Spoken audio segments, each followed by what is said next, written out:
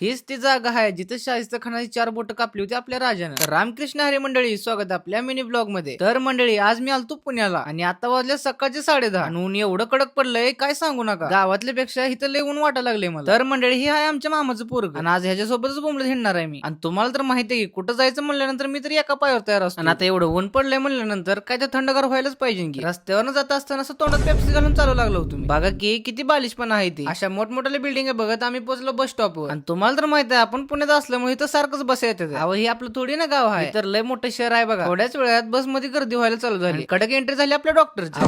नाही ते आपलं कंडक्टर हो. आणि मग असं पद्धतशीर तिकीट काढून घेतलं आणि थोड्याच वेळात दाखल झाला हडपसर मध्ये माझं थोडं काहीतरी काम होतं. मग काय बसलो रिक्षामध्ये आणि निघालो जायला. तर मंडळी, माझ्या मोबाईलचा थोडा जरा चार्जर खराब झाला म्हणून मी जरा दुकानात आलो होतो. पद्धतशीर आपलं काम उरकलं आणि निघालो जायला. आणि हिथनं डायरेक्ट बस पकडली स्वारगेटची. आता मी स्वारगेटला काय चाललोय ह्याच्या मागचं कारण तुम्हाला समजेलच की. बस मधनं उतरून आम्ही निघालो चालत. अव कुठे आपल्या दगडूशेठ गणपतीला हो. पुण्यात आलोय आणि दगडूशेठ गणपतीचं दर्शन नाही घेतलंय असं कधी होईल का? रस्त्यावरनं जात असताना सगळ्यात सुखी माणसं दिसली बघा मला. आता ह्यांच्यासारखं सुखी कोणच नाही बघा. अशी नाटकी करत आम्ही पोहोचलो मंदिराजवळ. आई शपथ, एवढी मोठी गर्दी. या गर्दीचा सामना करत आम्ही पोहोचलो गेटाजवळ. तिथनं दर्शनाची रांग चालू आहे. दर्शनाच्या रांगात ही फवारा नेमकं कशासाठी लावली जाते तुम्ही कमेंट मध्ये सांगा. असं मस्तपैकी दर्शन घेऊन आम्ही बाहेर आलो. आता आतमध्ये काही व्हिडिओ काढू देत नाही ते, म्हणून तुम्ही बाहेरनं दर्शन घ्या. जाता जाता आपली ड्रीम कार दिसली बघा. काय खरं नाही आज माझं. मला आज लय मर्सिडीज दिसले तर बघा. लवकरच येते काय की गाडी आपल्याकडे. जाता जाता म्हणलं जरा मोबाईलला कव्हर घेऊन जावं, म्हणून ह्या दुकानात आम्ही थांबलो होतो. आणि अजून एक कारण म्हणजे ही थंडगार कूलर.